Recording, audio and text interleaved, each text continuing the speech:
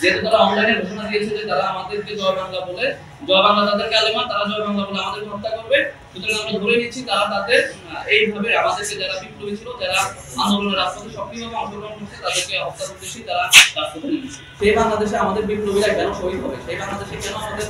সহযোদ্ধাদের রক্ত চলবে, আমাদেরকে যদি প্রাইভেট বিশ্ববিদ্যালয়ের শিক্ষার্থীদেরকে আবারও রাজপথে নেমে আসতে বাধ্য করে, সেই ক্ষেত্রে আওয়ামী লীগ এবং তাদের অবস্থা যে খুব বেশি ভালো হবে সেটা আমরা ভালো হবে না, সেটা তাদেরকে আমরা হুঁশিয়ারি করে দিয়ে বলতে চাই। কিন্তু আমাদের পার্শ্ববর্তী দেশ থেকে যারা হুমকি ধামকি দিচ্ছে, আমাদেরকে লড়াই করে আমাদের সহযোদ্ধাদেরকে হত্যা করার চেষ্টা করা হচ্ছে বা আমাদের জীবন নাশের জন্য হুমকি দেওয়া হচ্ছে, তারা যেন সতর্ক থাকে। তারা যদি তাদের বাড়াবাড়ির মাত্রা, তারা ক্ষমতা থাকার সময় আমাদের সাথে লড়াই করতে পারে না, সুতরাং তারা ক্ষমতার বাইরে গিয়ে তারা আমাদের যদি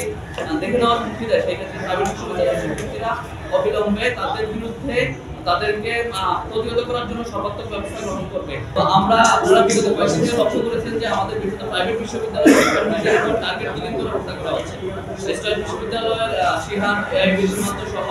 আরো যারা ছিল সরাসরি রাজপথে আন্দোলনে নেতৃত্ব দিয়েছিল, আমাদের সহযোদ্ধাদেরকে রাজপথে এবং রাতের বেলা অপঘাতে বিভিন্ন জায়গাতে তাদেরকে ছুরিকাঘাত করা হচ্ছে, তাদেরকে কোপানো হচ্ছে। আমরা আমাদের কনসার্নের জায়গা থেকে আজকে আমরা ট্রাইব্যুনালে এসেছি আমাদের অভিযোগ দায়ের করতে, যেন আমাদের যারা রাজপথের সহযোদ্ধা এবং যারা রাজসাক্ষী, মূলত এই গণহত্যা আমাদের পরিবারের শহীদের রক্তের উপর দাঁড়িয়ে যে নতুন বাংলাদেশ, আমরা নতুন বাংলাদেশ স্বপ্ন দেখেছি, সেই বাংলাদেশে আমাদের বিপ্লবীরা কেন শহীদ হবে, সেই বাংলাদেশে কেন আমাদের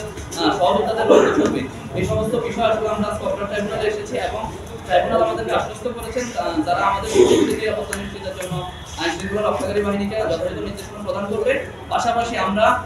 এইটুকু আপনাদের মাধ্যমে জাতিকে জানাতে চাই যে আমাদের প্রাইভেট বিশ্ববিদ্যালয়ের শিক্ষার্থীদের আন্দোলনের ফলশ্রুতিতে মূলত আজকের এই জুলাই অভ্যুত্থান বা জুলাই অভ্যুত্থানের যে স্পিরিট, এই স্পিরিটকে আমরা প্রাইভেট বিশ্ববিদ্যালয় যেভাবে লালন করি, সেই স্পিরিটটা আমরা আসলে ধরে রাখতে চাই এবং আমরা আমাদের স্বরাষ্ট্র মন্ত্রণালয়কে